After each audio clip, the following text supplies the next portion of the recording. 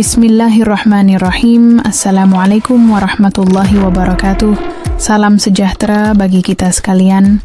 Shalom, Om Swastiastu, Namo Buddhaya, salam kebajikan. Halo teman-teman semua, terima kasih telah mampir di channel Cerita Nashwa. Kamu akan dibawa menyusuri kisah-kisah seru, misterius, dan penuh makna. Kalau kamu suka cerita yang bikin penasaran dan hati bergetar, jangan lupa klik tombol subscribe. Mari kita mulai ceritanya.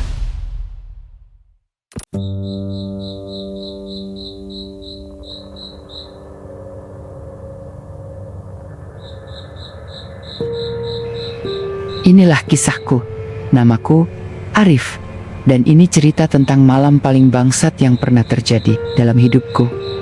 Semua berawal dari gerbang belakang SMA Kusuma. Gerbang yang katanya cuma dibuka dulu waktu sekolah ini masih jadi asrama zaman Belanda. Sekarang digembok, dirantai, dikunci 2 lapis. Tapi malam itu, aku dan 3 orang teman tololku Doni, Rika, dan Sinta berdiri di depannya, ditemani cahaya bulan yang sialnya tertutup awan.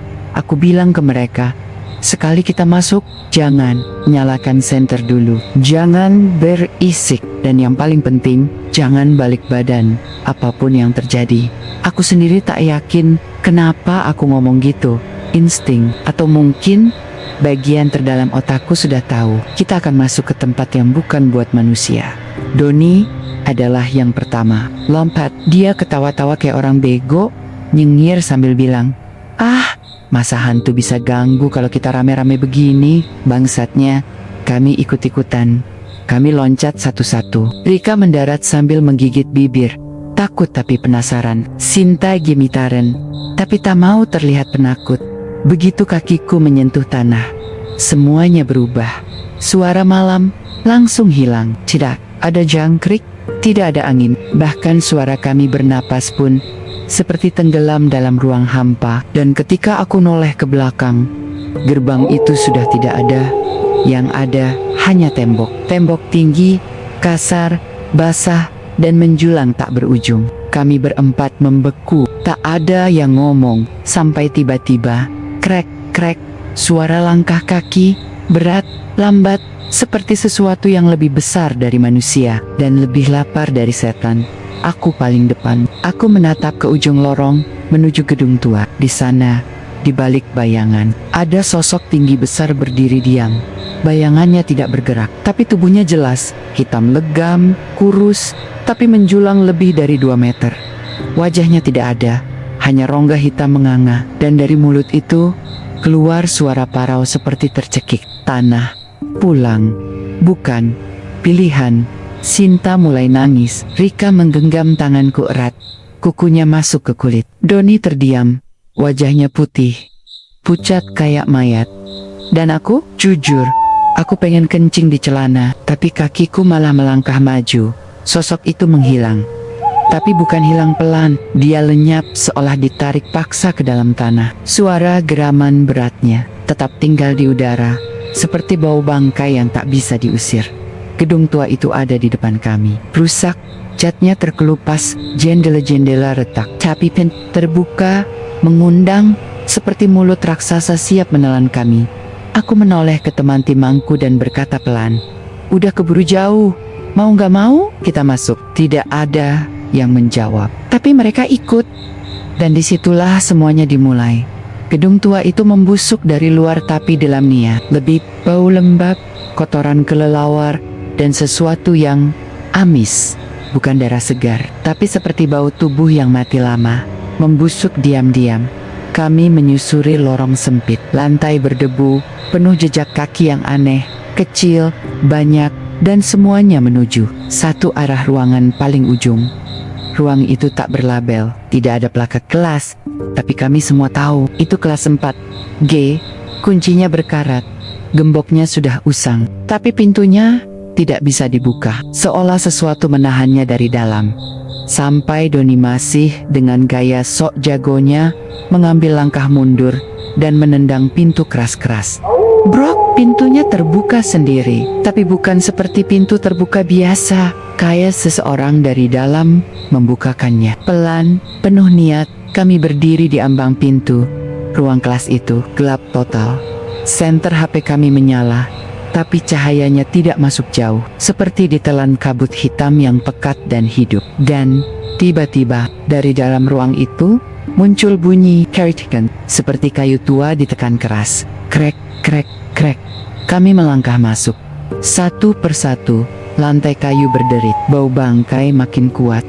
Ruang kelas itu berantakan, meja-meja miring, kursi berserakan, tapi ada satu kursi yang tidak pernah berubah tempat. Kursi itu selalu di tengah, sendirian.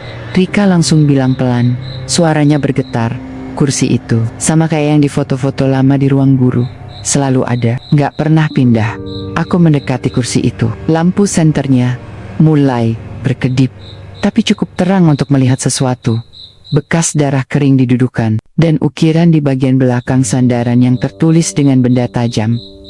Aku tetap hadir. Aku jongkok untuk melihat lebih dekat. Dan saat itu juga, udara membeku. Lampu senter Doni mati total. Sinta teriak kecil. Rika pegangan lenganku, keras-keras. Dan aku melihatnya. Seseorang duduk di kursi itu. Seorang siswi, seragamnya compang-camping. Rambut panjangnya menutupi wajah. Tapi kepalanya miring, tidak wajar, kayak patah. Dan ketika ia menoleh padaku, kepalanya pecah, retak dari pelipis sampai dagu. Otaknya menganga, dan matanya terbelalak keluar dari rongga, menggantung di ujung saraf. Wajahnya menatap langsung ke mataku, diam, tapi marah. Dia tidak bicara, tapi pikiranku tiba-tiba dipenuhi suara keras, mendesak, seperti jeritan dari dalam tengkorakku. Jangan duduk di bangkuku. Aku mundur terpental, hampir jatuh, tapi kursi itu tetap penuh. Dia masih duduk di sana.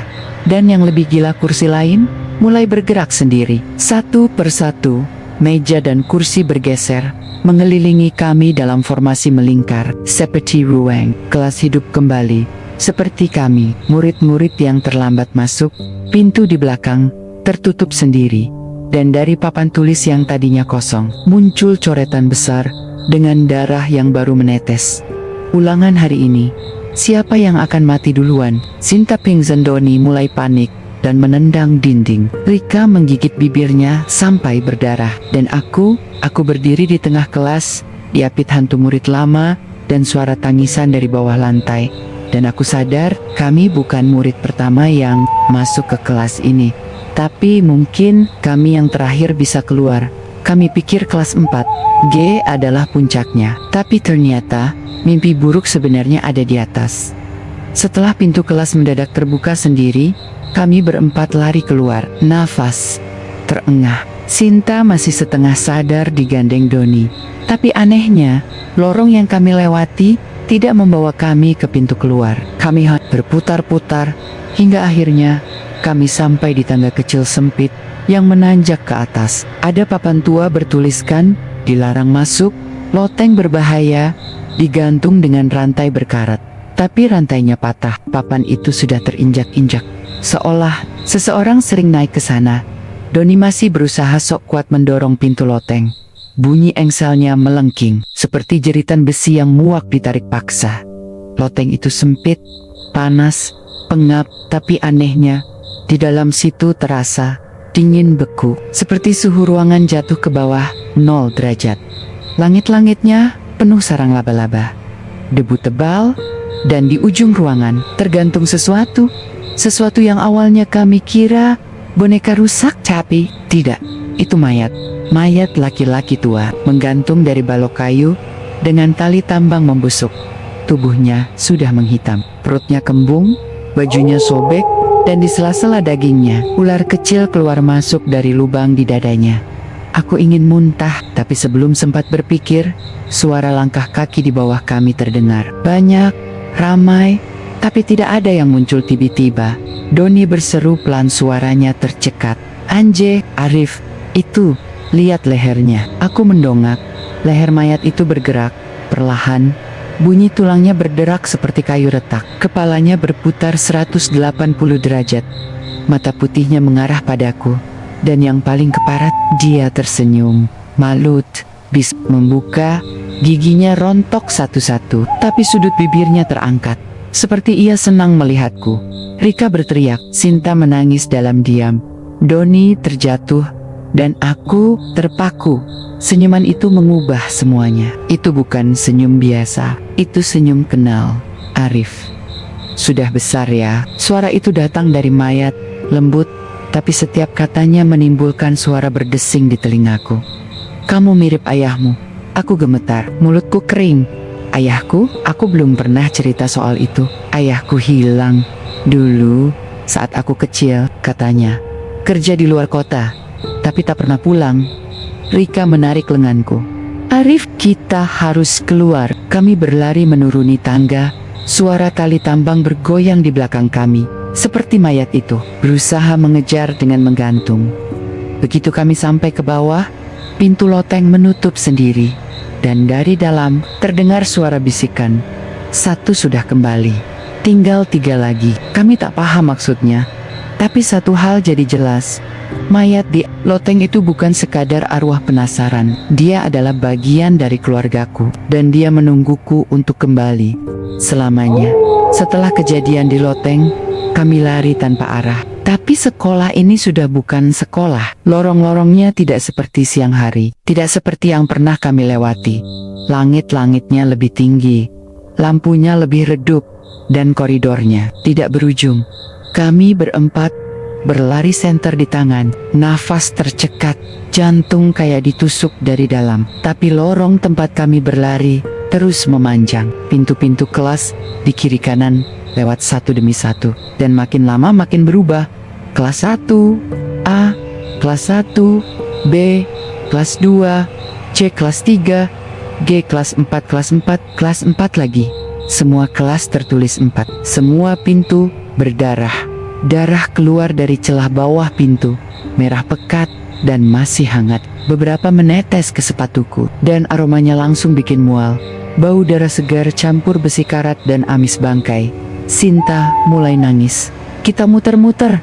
Arif, tolong hentikan ini. Aku coba dobrak salah satu pintu. Tertutup rapat. Tiba-tiba, dari balik dinding sebelah kanan, ada suara tangisan. Tapi bukan suara manusia biasa. Tangisan ini pecah, serak, kayak pita suaranya habis dicabik. Tangisan itu diiringi goresan kuku dari dalam dinding. Suara berdecit, seperti seseorang mencakar batu bata dengan jari yang copot satu persatu. Skirt, skirt.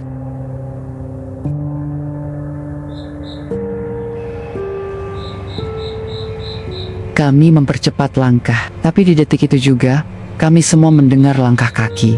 Tidak dari depan, tidak dari samping, tapi tepat 1 detik di belakang kami.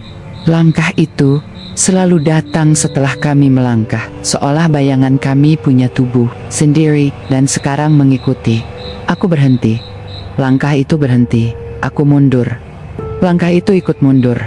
Doni berbisik, Arif, siapa yang di belakangmu? Aku menoleh pelan.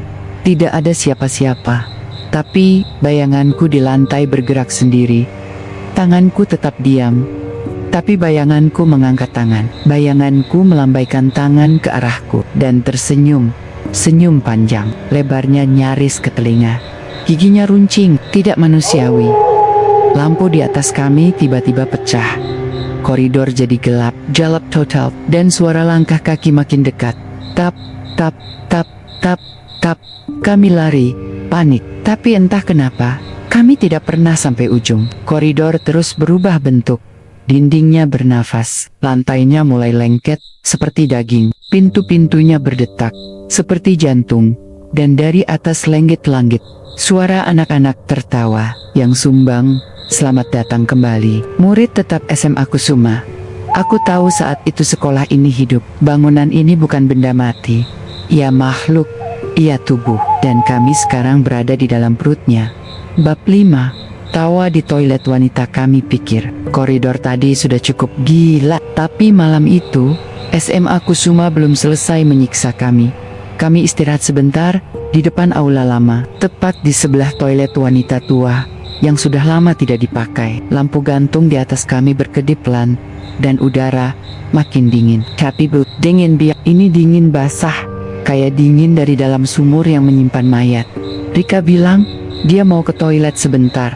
Kami biarkan, kesalahan besar. Toilet wanita tua itu cuma satu pintu besi tua dengan tulisan wanita yang nyaris hilang. Dinding luarnya penuh lumut. Bau anyir dari dalam menusuk hidung, tapi Rika masuk tanpa curiga. 1 menit, 3 menit, 5 menit, kami mulai khawatir. Doni akhirnya berdiri dan mau menyusul, tapi saat itu kami dengar tawa Rika. Awalnya pelan, low, membesar, tapi bukan tawa lega, bukan tawa gembira. Tawanya gila, pecah, penuh luka, penuh kegilaan. Hahaha, lalu mendadak berubah. Tawa itu pelen-pelen, jadi isakan, lalu tangisan, lalu jeritan. Tolong, Arif, Doni, jangan tinggalin aku. Kami lari ke arah toilet, mencoba membuka pintu, tapi terkunci dari dalam. Kami dobrak. Brok, brok. Dari dalam terdengar suara seretan, seperti benda berat ditarik paksa. Tapi bukan benda itu, suara tubuh diseret. Lalu, hening. Pintu mendadak terbuka sendiri. Ruangan gelap, kami nyalakan senter. Toilet itu kosong, tidak ada siapa-siapa.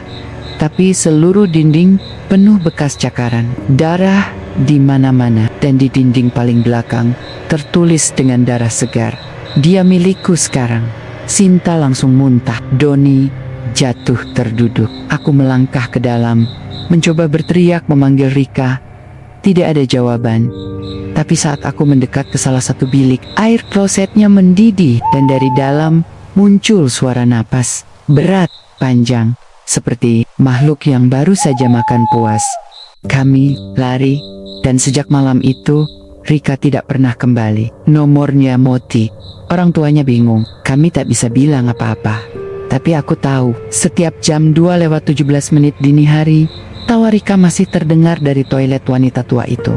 Diikuti suara tangis dan seretan daging.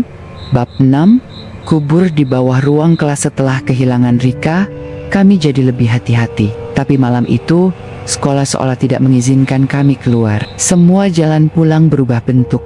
Gerbang lenyap, telepon tidak ada sinyal, dan lorong-lorong terus berputar balik ke tempat yang sama.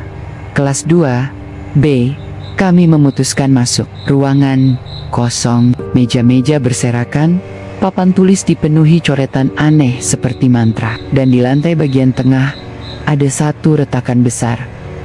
Retakan itu seperti menganga, kayak melut, dan dari dalamnya keluar bau busuk, campur tanah basah dan daging mati. Aku menyenter ke dalam dan lihat itu, tangga menurun, sempit, gelap, terbuat dari kayu lapuk. Tidak masuk akal. Tidak ada dena sekolah yang menunjukkan ruang bawah tanah, tapi tangga itu ada. Kami turun, Sinta gemitar. Doni terus berdoa dalam hati. Aku entah kenapa seperti ditarik, seperti ada sesuatu yang menunggu aku datang. Begitu sampai di dasar, kami membeku. Ruangan bawah tanah itu luas, seperti gua, tapi tanahnya bergelombang. Bukan karena bebatuan, tapi karena tulang. Ratusan, mungkin ribuan tulang manusia. Tulang belulang anak-anak, tengkorak kecil, seragam sekolah yang membusuk. Ada yang masih lengkap, ada yang sudah tersereberai. Dan di tengah kuburan massal itu, satu sosok berdiri, pocong, bungkus kain kafannya, sudah matanya kosong. Tapi bukan itu yang bikin aku menggigil. Sosok itu berdiri menghadap kami, tidak bergerak, tapi berbisik, "Jangan ganggu muridku." Suaranya seperti datang dari dalam tanah. Lalu, tiba-tiba, satu persatu, tulang-tulang itu bergerak. Tangan-tangan kurus mencuat dari bawah tanah. Ada yang setengah badan, ada yang tanpa kepala. Mereka merangkak ke arah kami. Sinta jatuh. Doni menyeretnya bangun. Aku nyaris kehilangan akal. Pocong itu melayang, perlahan, mendekat. Kain kafannya seperti terbuka sendiri di bagian dada, dan dari dalam tubuhnya keluar wajah anak-anak, menangis, menjerit. Mereka terperangkap di dalamnya. "Kenapa kalian turun ke sini? Ini bukan tempat hidup. Kami tidak ingin diganggu. Aku menutup mata, berdoa keras-keras, dan tiba-tiba kami semua terlempar keluar. Bukan dibawa lari, tapi benar-benar terlempar. Kami jatuh di halaman belakang. Kelas 2B, cik, ada. Yang ada hanya tanah kosong, penuh rumput liar. Sejak malam itu, ruang kelas 2B hilang dari denah sekolah. Tak ada guru atau murid yang ingat ruang itu pernah ada. Tapi aku ingat, dan aku tahu, di bawah tanah sekolah ini ada makam masal, murid-murid yang tak pernah pulang, dan satu guru yang menjaga mereka sampai mati. Bab 7, Guru yang tak mati-mati. Di SMA Kusuma, ada satu kelas yang tidak pernah dipakai lagi sejak 1998. Kelas 4G. Tidak ada penjelasan resmi dari sekolah. Tapi setiap malam Jumat, dari lorong lantai 4 yang seharusnya kosong, selalu terdengar suara kapur menulis. Suara langkah mondar-mandir, dan suara pria dewasa berkata, "Siapa yang belum mengerjakan tugas?" Aku dengar desus-desus Yai Dori. Banyak murid, katanya. Dulu ada guru killer bernama Pak Surya. Mengajar sejarah, disiplin, setengah mati. Sampai suatu hari, dia terbakar hidup-hidup di ruang guru. Karena korsleting yang anehnya, cuma membakar dia, tidak yang lain. Sialnya, jasadnya tidak pernah ditemukan. Dan malam itu, aku melihat dia langsung. Kami sedang mencoba mencari jalan keluar dari sekolah yang terus berubah bentuk. Tiba-tiba, Doni menunjuk lorong yang terang sendiri. Di ujungnya, kelas 4G, lampunya menyala. Suara mengajar terdengar jelas. Aku jalan paling depan. Sinta Gemitaren terus berbisik, "Jangan Arif, itu bukan kelas, itu bukan guru." Tapi, aku buka pintunya. Kelas itu penuh murid, tapi mereka semua duduk diam, pucat, mata kosong, mulutnya terkunci seperti disumpal kain. Di depan mereka berdiri Pak Surya. Rambutnya setengah gosong, setengah wajahnya terbakar parah, dagingnya mengelupas. Mata kanannya hilang, dan dari lubang itu keluar asap tipis. Tapi setengah wajah yang lain tersenyum. Senyuman panjang, palsu, seram. Dia menoleh ke arahku perlahan dan berkata, "Terlambat, ya, Arif, tidak apa-apa. Kursimu sudah disiapkan." Tiba-tiba, satu kursi kosong muncul di tengah kelas. Murid-murid lain menoleh serempak ke arahku.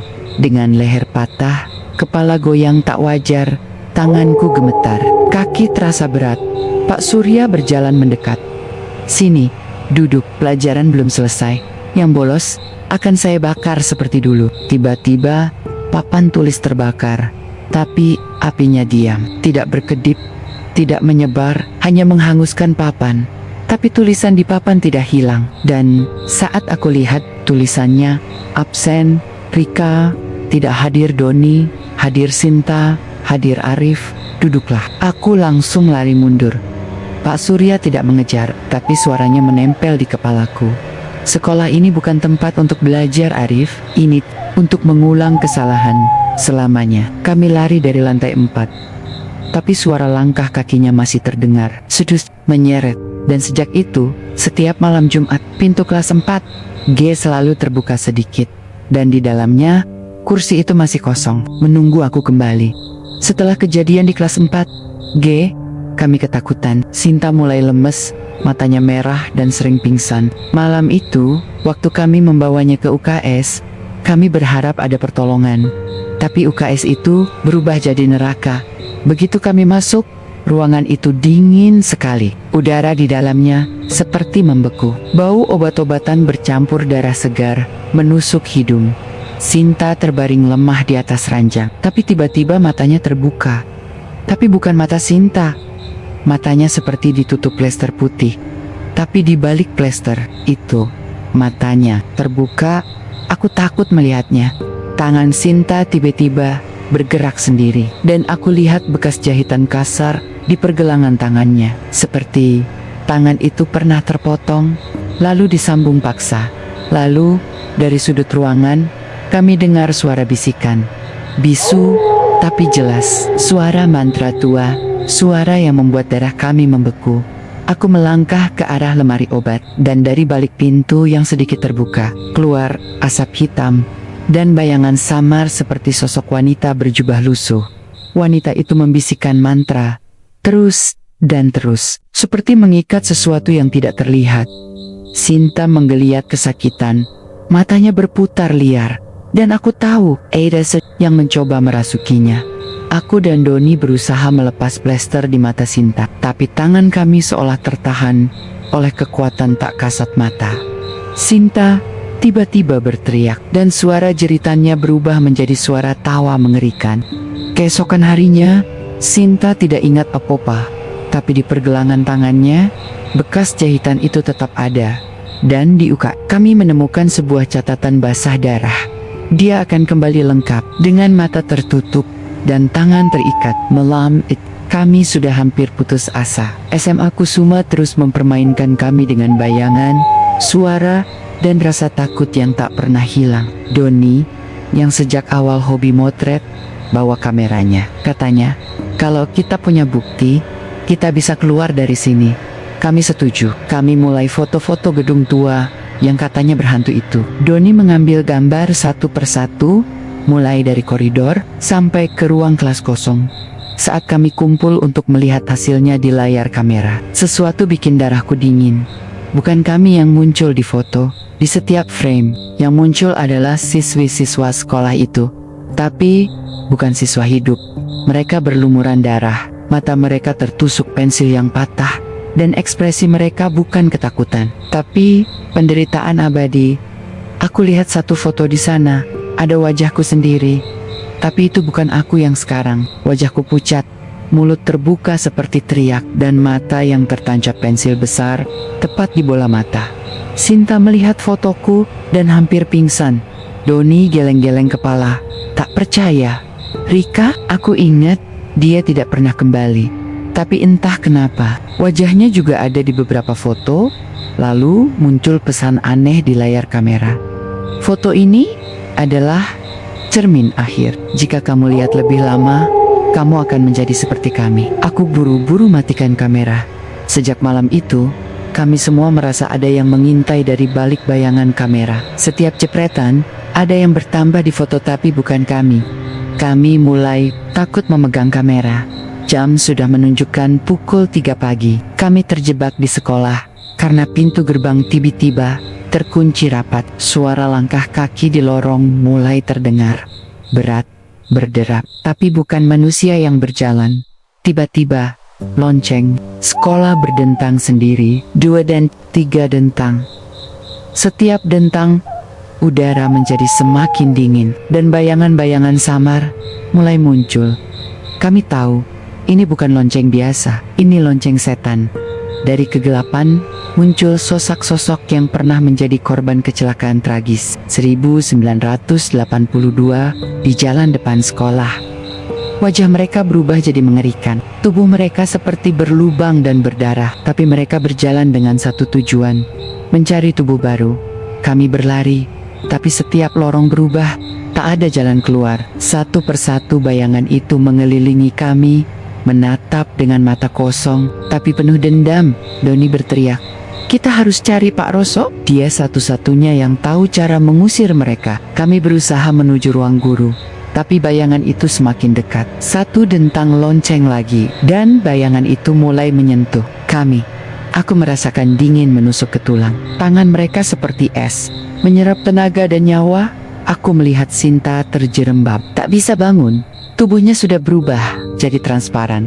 Lonceng berbunyi terus, memanggil lebih banyak roh. Suara tawa melengking mengiringi setiap dentangannya. Terjebak, kami tahu. Malam itu giliran kami untuk diambil. Tiba-tiba suara berat Pak Roso menggema. "Diam, kalian tidak akan membawa mereka pergi." Dengan suara lantang dia mulai membacakan doa. Roh-roh itu menggema dengan amarah. Tapi satu persatu mereka menghilang, dan lonceng itu berhenti. Kami selamat malam itu, tapi kami tahu lonceng itu akan berbunyi lagi, dan tak ada yang tahu kapan. Kami sudah capek, terjebak di gedung tua yang kayak labirin, jalan keluar kayak ngumpet.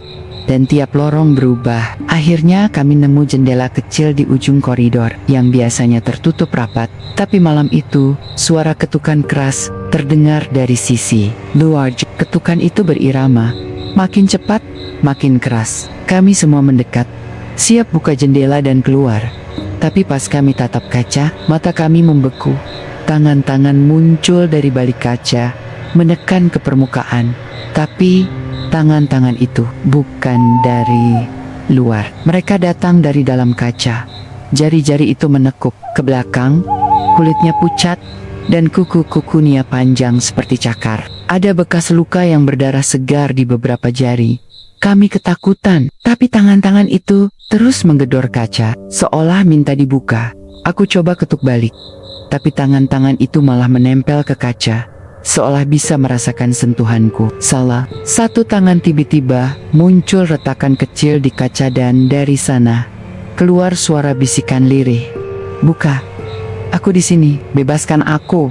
Tiba-tiba, kaca jendela itu jadi seperti cermin. Di dalamnya, kami melihat bayangan kami sendiri, tapi dengan ekspresi wajah yang berbeda, kosong, dingin, dan menyakitkan. Doni berteriak, "Jangan lihat lama-lama, itu jebakan!" Tapi sudah terlambat. Sinta yang terlalu lama menatap kaca, tiba-tiba tubuhnya tersedot masuk ke dalam cermin itu. Dia berteriak, tapi suaranya seperti tercekik, lalu hilang. Kami panik, pukul kaca, tapi kaca itu mulus, tak bisa ditembus. Kami sadar satu hal, jendela itu bukan jendela biasa, itu gerbang ke dunia lain. Dan tangan-tangan itu adalah jiwa-jiwa terperangkap. Di dalamnya, kami lari secepat mungkin dari koridor itu. Tapi suara ketukan di jendela terus mengikuti kami, seolah-olah ada yang sedang menunggu korban baru. Malam itu, kami sudah gak sanggup lagi, tapi sekolah itu kayak punya nyawa sendiri, terus menarik kami masuk lebih dalam. Tiba-tiba, di ujung lorong, muncul sosok gadis memakai seragam putih, abu-abu seragam sekolah kami. Tapi bajunya sobek-sobek dan penuh darah kering, seperti daging busuk yang mulai mengelupas. Wajahnya lebih mengerikan daripada mimpi buruk terburuk. Kulitnya robak-robik, daging busuk terlihat jelas, dan matanya hitam pekat, kosong tapi penuh dendam. Dia melangkah pelan, tapi tatapannya menusuk ke hati. Dia mulai mengeja nama kami satu persatu, suaranya serak dan dingin. Rika, Doni, Sinta, Arif. Setiap kali namanya disebut, salah satu dari kami merasa dingin sampai ke tulang, seolah-olah nyawa sedikit tertarik keluar. Kami berusaha lari, tapi lorong berubah menjadi gelap pekat dan panjang tak berujung. Ketika namanya hanya menyisakan aku sendiri, dia berhenti. Tatapan itu langsung ke arahku. Suaranya berubah jadi bisikan mengancam. "Kau yang terakhir, maka kau yang akan ikut bersamaku selamanya." Aku berlari sekuat tenaga, tapi kakinya seperti tertahan oleh bayangan gelap yang mengejarku. Sampai akhirnya aku terjatuh dan merasakan tangan dingin itu menyentuh bahuku. Aku terbangun di kelas pagi harinya, sendirian. Teman-teman hilang, tapi di meja ada coretan dengan darah merah, "Menunggu kau kembali." Malam itu, kami terjebak di lorong paling tua di SMA Kusuma. Dindingnya retak-retak, catnya mengelupas, seperti bangunan yang mati pelan-pelan. Tapi saat kami melewati lorong itu, kami mulai dengar suara. Awalnya hanya bisikan lirih, seperti angin lewat celah-celah batu. Tapi bisikan itu makin lama makin jelas. "Masuk, masuk." Kami berhenti, mencoba dengar dengan lebih seksama. Bisikan berubah jadi jeritan pelan, penuh rasa sakit. "Masuk ke dalam. Kulitmu dibutuhkan." Aku nyaris pingsan. Suara itu terdengar dari balik retakan dinding, seolah-olah ada sesuatu yang hidup di dalam tembok. Tiba-tiba, permukaan dinding bergetar pelan, dan retakan itu melebar seperti mulut yang ingin menelan kami. Kami mundur, tapi lorong mulai memanjang, seperti ruang waktu yang berubah jadi jebakan. Dari retakan, muncul bayangan samar seperti tenggen-tenggen yang berusaha meraih kami. Kami lari, terbirit-birit, tapi suara itu terus mengikuti. Sampai kami tahu, dinding sekolah itu bukan sekadar tembok tua. Dia punya nyawa dan haus akan korban. Malam itu, kami nekat masuk perpustakaan yang selalu tertutup rapat. Lampu remang-remang dan bau buku tua memenuhi udara, Saat kami melangkah ke rak buku, buku-buku tua mulai bergetar, lalu membuka sendiri satu persatu. Halaman demi halaman berganti cepat, tapi di setiap halaman ada foto-foto siswa yang pernah hilang dari sekolah ini. Wajah mereka terlihat jelas, tatapan kosong, seperti menangis tanpa suara. Kami terus membalik buku, jantung berdegup kencang. Lalu kami tiba di halaman terakhir. Foto yang muncul bukan sembarang foto. Foto itu adalah aku sedang tersenyum lebar, tapi aku yakin aku tidak pernah difoto di sini.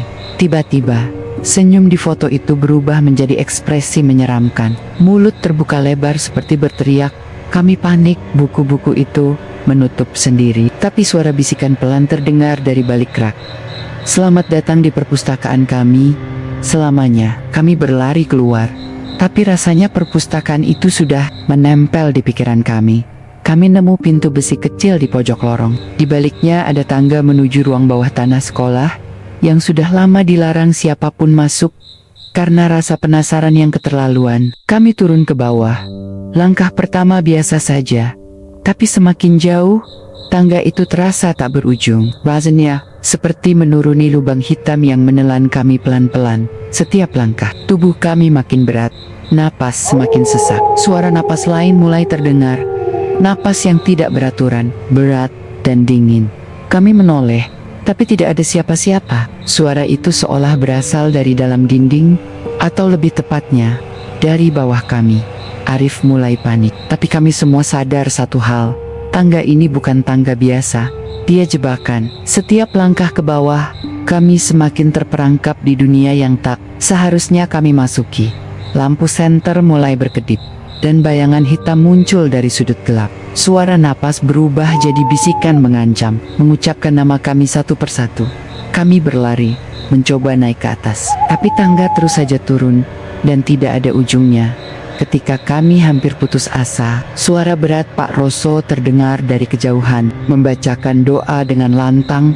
Bayangan itu menghilang, dan tiba-tiba tangga berakhir di ruang bawah tanah yang dingin dan sunyi. Kami selamat malam itu, tapi kami tahu tangga itu akan selalu ada untuk menjerat siapa saja yang mencoba masuk.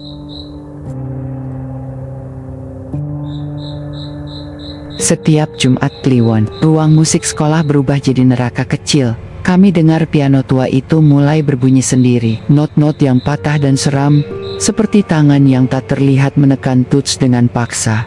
Katanya, pianis terakhir yang pernah main di sana mati mengenaskan. Jarinya tertancap di tuts piano.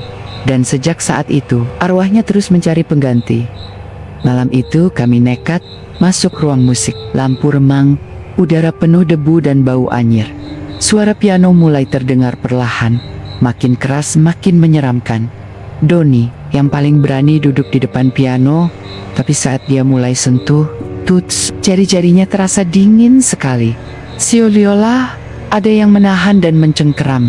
Tiba-tiba, piano berhenti, dan suara serak muncul dari balik bayangan. Gantikan aku, atau kau akan menjadi selanjutnya. Doni ketakutan, tapi tangannya seperti terkunci. Terus bermain melodi yang makin cepat dan kacau. Kami berusaha menariknya, tapi seolah-olah ada kekuatan gelap yang menahan. Tiba-tiba, suara jeritan memekakan, telinga menggema, dan lampu padam total. Saat lampu menyala kembali, Doni sudah jatuh pingsan dengan wajah pucat dan tangan penuh luka berdarah. Kami langsung kabur dari sana, tapi suara piano itu terus terngiang di kepala. Malam itu lorong sekolah sunyi, cuma kami berlima yang masih terjebak. Tiba-tiba, di ujung lorong, kami lihat bayangan hitam berjalan pelan tanpa tubuh. Bayangan itu meluncur seperti kabut, bentuknya manusia, tapi tanpa wujud fisik. Kami diam, takut gerak. Bayangan itu terus mendekat. Satu persatu kami merasakan dingin yang menusuk dari bawah sampai ke tulang. Ketika bayangan itu menyentuh kaki kami, ada sensasi aneh, seperti ada sesuatu yang masuk, mengalir ke dalam darah, dan tulang mengambil kendali. Doni langsung gemetar dan jatuh terduduk. Dia bilang, rasanya ada yang masuk ke dalam aku. Aku gak bisa gerak. Kami panik, coba goyang-goyangin Doni. Tapi, dia tetap kaku. Bayangan itu terus meluncur di antara kami, mencari korban berikutnya. Aku berusaha mundur tapi terasa berat, seolah-olah ada tali tak terlihat menahan langkahku. Pak Roso muncul tiba-tiba dengan wajah serius. Dia mengusir bayangan itu dengan membacakan doa. Bayangan itu menghilang tapi komitehu. Malam itu kami hampir kehilangan satu dari kami. Di ruang guru ada sebuah cermin besar yang selalu tampak biasa di siang hari. Tapi malam itu, cermin itu berubah jadi neraka kecil. Aku sengaja melirik ke cermin itu karena penasaran. Awalnya cuman lihat bayangan sendiri, tapi tiba-tiba pantulan itu berubah. Aku melihat diriku sendiri, tapi bukan aku yang sekarang. Aku terganteng di ruang kelas dengan tali melilit leher. Wajahku pucat, mata terbuka lebar penuh ketakutan. Di sudut cermin, ada jam yang terus berdetak, menghitung mundur. Waktunya sekarang. Jantungku berdegup kencang. Aku mencoba memalingkan pandangan, tapi mata pantulan itu terus menatap, seperti mau menyeretku masuk. Aku panik dan berlari keluar ruang guru. Tapi bayangan aku yang tergantung itu muncul di setiap cermin yang kulihat. Teman-teman mulai sadar dan takut juga saat aku ceritakan. Sejak itu, setiap malam aku selalu terbangun karena mendengar suara tali yang mengikat dan langkah kaki di lorong. Aku tahu cermin itu bukan cuma alat pantul biasa. Dia memperlihatkan kematian yang menanti kita. Malam itu, jam dinding di kelas tua berdentang keras pukul 12 malam. Kami penasaran dan nekat masuk ke kelas itu. Begitu pintu terbuka, suasana langsung berubah jadi dingin dan pekat. Di dalam, ada guru yang duduk di depan dengan wajah pucat dan kosong, pakai jas lusuh, dan murid-murid yang duduk rapi tapi semua mereka hantu. Mereka menatap kami dengan mata kosong tapi penuh nafsu. Guru itu mulai bicara dengan suara serak dan berat. Kelas sudah dimulai. Kalian harus duduk, ikut pelajaran terakhir ini. Dan setelahnya, kalian tak akan pernah pergi. Satu persatu, kami merasa tubuh berat. Kaki seolah tertanam ke kursi. Kami berusaha bangkit, tapi tangan-tangan tak terlihat menarik kami ke tempat duduk. Suasana kelas makin mencekam saat murid-murid mulai bernyanyi lagu sekolah dengan suara seram dan pecah-pecah. Aku mencoba teriak minta tolong, tapi suaraku tenggelam dalam riuh tawa hantu. Saat jam berdentang untuk terakhir kalinya, pintu terkunci sendiri dan kami terjebak. Kami tahu, pelajaran terakhir itu bukan pelajaran biasa. Ini adalah kelas kematian. Dan kami, murid baru yang dipilih di SMA Kusuma. Ada satu aturan yang kami semua tahu. Jangan pernah sebut nama itu. Tapi Doni, dengan rasa penasaran dan nekatnya, mengucapkannya di tengah malam saat kami berkumpul. Seketika, suasana berubah jadi mencekam. Angin dingin menerpa. Suara bisikan menghantui kami, dan bayangan gelap muncul di sudut ruangan. Mulai malam itu, satu persatu teman kami menghilang tanpa jejak. Yang tersisa cuma suara. Siapa lagi yang berani memanggilku? Siapa yang ingin bertemu dengan kematian? Aku jadi ketakutan bukan main. Setiap kali aku mendengar bisikan itu, rasanya jantung seperti berhenti berdetak. Aku coba cari tahu siapa nama itu sebenarnya. Tapi yang kutemukan cuma cerita lama tentang roh jahat yang menempel di sekolah sejak zaman penjajahan. Roh itu haus akan jiwa dan siap menjerat siapa saja yang membuka mulutnya untuk menyebut namanya. Sekarang aku sendirian, dan aku tahu, jika aku salah bicara, aku akan menjadi yang berikutnya. SMA Kusuma bukan sekadar sekolah tua biasa. Di balik tembok-temboknya yang usang, tersimpan rahasia gelap yang tak semua orang berani ungkap. Cerita-cerita yang kau dengar bukan sekadar dongeng. Mereka nyata, mereka menunggu korban berikutnya yang lengah dan terbawa rasa penasaran. Jangan pernah sebut nama itu. Jangan pernah mencoba membuka pintu yang terkunci rapat. Dan jangan pernah berjalan sendirian di lorong gelap saat malam tiba. Karena di SMA Kusuma, ada sesuatu yang selalu mengintai, dan sesuatu itu tidak pernah berhenti mencari. Terima kasih sudah mendengarkan cerita kami malam ini. Jika kau berani, jangan lupa untuk selalu waspada dan jaga dirimu di tempat gelap. Sampai jumpa di cerita berikutnya. Jika kau masih punya nyawa untuk mendengarnya, selamat malam, dan ingat, ada mata yang selalu mengawasi.